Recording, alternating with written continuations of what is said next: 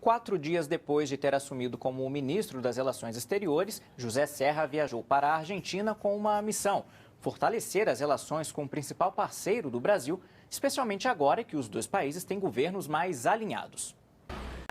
Ele também se reuniu com o ministro das Finanças, Alfonso Pratgay, com a vice-presidente Gabriela Michetti e com o presidente Maurício Macri, que assumiu o governo argentino há 5 meses.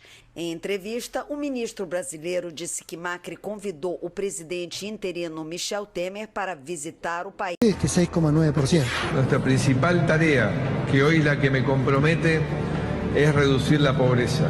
Nuestra principal tarea, que hoy la que me compromete, es reducir la pobreza. En cuanto a la indigencia, sí, efectivamente significa más de 600.000 personas en situación nueva que cayeron en la indigencia. En la pobreza son 13 millones a nivel urbano, que incluyen a los indigentes, y hay 1,5 millones, 1.600.000 más pobres en los últimos 9 meses. Hace falta crecer 20 años para sacar a todos los argentinos de la pobreza. Hace falta crecer 20 años para sacar a todos los argentinos de la pobreza.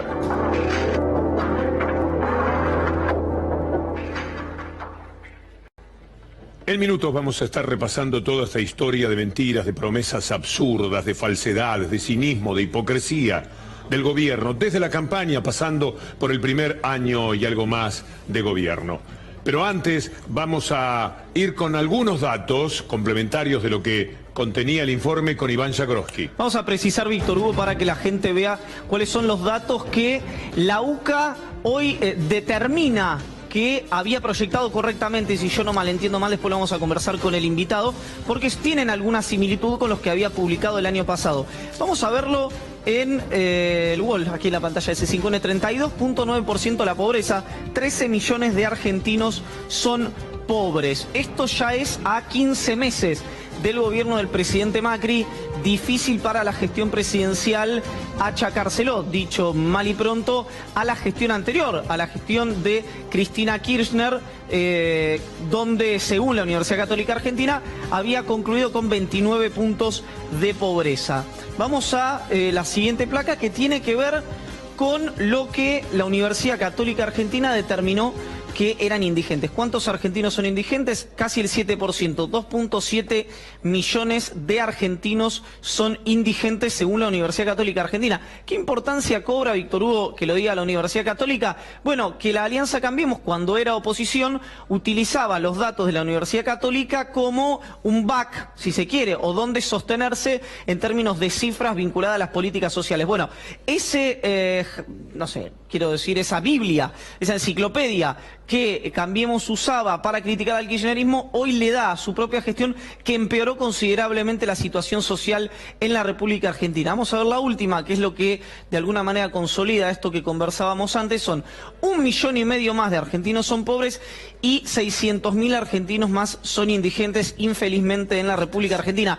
Una consulta, Víctor Hugo, que dejo picando y que se lo podemos preguntar, si a usted le parece, al invitado, es: en la UCA lo que decían en su momento, yo lo conversé, creo que era con Agustín Salvia en el Destape, lo hizo Darío Daño en el Destape, era que había... Más allá de los siglos y los métodos, las concesiones de bienes del Estado serían continuidad de las viejas explotaciones coloniales. Antes fue el oro y la plata de Potosí. Hoy las ganancias del petróleo, el agua o las comunicaciones. Las compañías extranjeras hicieron en nuestro país lo que no les hubieran permitido hacer en los suyos. En términos de incumplimiento de las obras de inversión, se les perdonaba. Si no lo hacían, o si no se aumentaban las tarifas, como se hizo en la Panamericana, para que el usuario le financie la inversión. No se les exigió capital propio. A mayor riesgo, mayor ganancia. En la Argentina, a nulo riesgo empresario, ganancias descomunales. Duplicó o triplicó en dólares la tarifa. Apenas 26, o sea el 13% de ese total, se llevaron casi el 60% de estas utilidades. Telecom en la Argentina, una utilidad media en todo el periodo del 15%, Telefónica del 16%, Las 10 operadoras internacionales más importantes del mundo, entre las cuales están Telefónica y Telecom, rentabilidad promedio 5,4. Estas mismas empresas que acá son tan rentables son públicas en sus países de origen. Las empresas argentinas se vendieron sin deudas. El Estado se hizo cargo de 150.000 despidos exigidos por los concesionarios.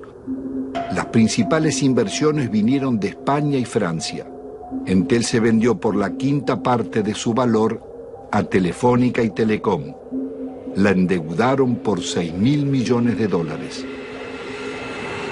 Aerolíneas Argentinas daba beneficios y tenía 37 aviones. Fueron hipotecados por Iberia para comprarla. Aerolíneas terminó vaciada. La empresa de agua fue tomada por un consorcio europeo liderado por las compañías Suez y Vivendi. La endeudaron en 8 veces su capital, obtuvieron rentas excepcionales y no realizaron las obras convenidas. 800.000 personas quedaron sin agua potable y 1 millón sin cloacas.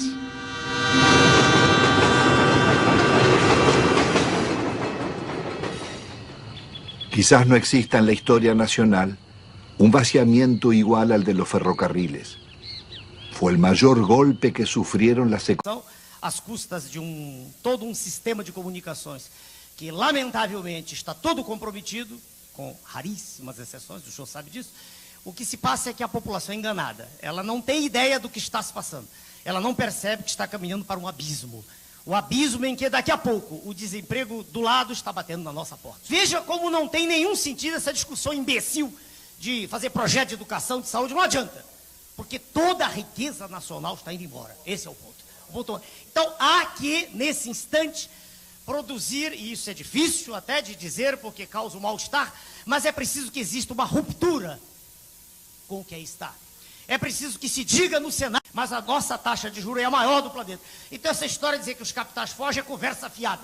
É conversa fiada. Porque eles estão vindo em massa para cá para levar mais dinheiro de volta. Isso não adianta nada. Ninguém vem aqui de graça, exatamente. Né? Ninguém vem aqui de graça. E é perfeitamente possível nós sermos uma nação independente, não há dúvida. Os senhores permitem mostrar? Essa revista é internacional. No Brasil, em inglês, só 200 pessoas compram. Por favor. É o Executive Intelligence Review, essa revista.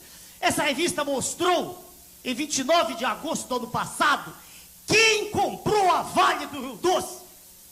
Claro que os senhores não sabem, porque a imprensa podre não mostrou. Quem comprou foi o senhor George Soros, mega especulador mundial, que é apresentado não por mim, pelo EIR, como um dos reis do narcotráfico mundial, que o senhor condena tanto aqui. É por isso que a imprensa não gosta de mim, de nós, é por isso. Você entendeu? Quer dizer, quem comprou a Vale do Rio Doce foi... Ah, o narcotráfico.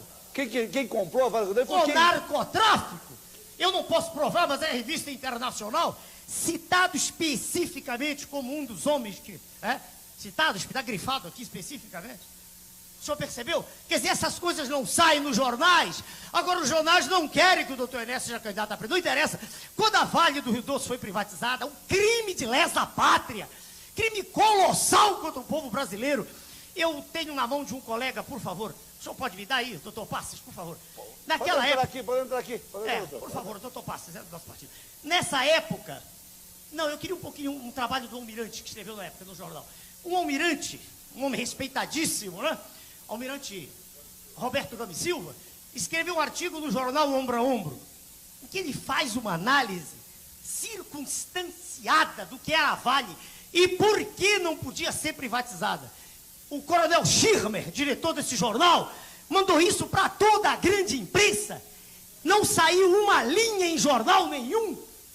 E, no entanto, o que é que sai nos jornais? Sai que a Vale não dá lucro. Que patifaria! Que mentira! Por que eles não disseram? Por que eles não disseram nos jornais a verdade? Não disseram, por exemplo, que as reservas nossas de ferro dão para 500 anos? Por que eles não disseram, por exemplo, que o titânio que nós temos na Amazônia é mais do que existe em todo o planeta? Por que eles não disseram que as reservas de ouro lá da África estão se esgotando e que as nossas serão provavelmente as maiores? A empresa que eu trabalho, a empresa Vale, tive um acidente lá, caí 20 metros de altura com a Hilux lá. Cortaram acesso, não sinalizaram. E eu estou todo deformado. Olha aqui como é que está meu pescoço. Você sabe por que significa essa coisa aqui? É um trabalho escravo legalizado no Brasil que nós temos.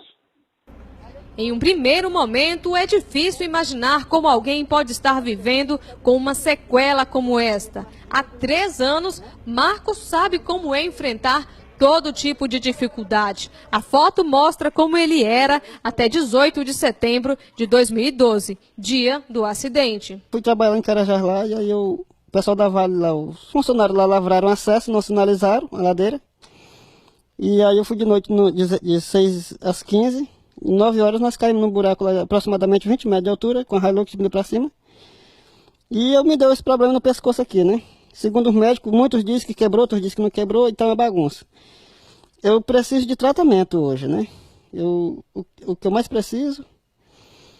No momento do acidente, Marcos, estava você e outra pessoa, é isso? Só você e mais um motorista do automóvel? Tava eu e o Olivaldo, outro motorista. E você prestava serviços para a Vale? Né? Eu sou funcionário Vale, na realidade. Né? Funcionário Vale, toda essa situação, preciso de tratamento, mas no sistema dela eu estou apto. O eletricista e pai de 2 filhos diz que espera desde então um tratamento que, segundo ele, deveria ser fornecido pela mineradora Vale, já que o acidente ocorreu enquanto ele trabalhava em Carajás. Mas há um laudo emitido pela empresa frisando que ele está apto para a função que exerce ou irá exercer, diferentemente de laudos médicos emitidos por meio do SUS e do INSS, que indicam que Marcos não teria condições de trabalhar em função de uma lesão medular. O meu maior medo hoje é deles cortar tudo, né? E eu tenho família para me poder sustentar, né? E o que eu preciso, eu não quero denegrir a imagem de empresa nenhuma. O que eu preciso é só do meu tratamento, porque eu sou um ser humano e preciso de tratamento. Eu estou com dor crônica, isso aqui 24 horas para me dormir é uma dificuldade, né? Você está assim há quanto tempo, Marcos? 3 anos mais ou menos. 3 anos nessa situação? Desse jeito aqui, sofrendo desse jeito aqui, pedindo ajuda para eles. E eles não fazem muita questão, parece que eu não sou um ser humano, parece que eu sou um bicho, né? É de tal forma que se quiserem olhar meus documentos, eles vão ver que eles cortaram o tratamento muito tempo atrás, né? Você quer o tratamento? Eu preciso do tratamento, eu não quero saber assim, por exemplo, eu não quero saber de empresa, o que eu preciso é do meu tratamento.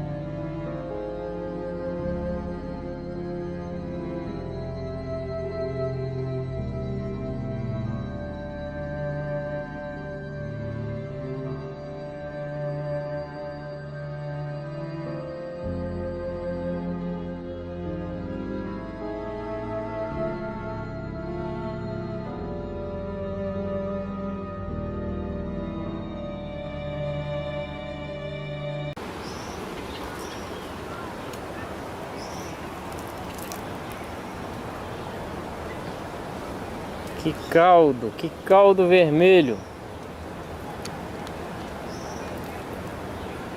Tá vendo aqui, ó? Eu não sei se isso é óleo, se é mercúrio. Olha por cima da água.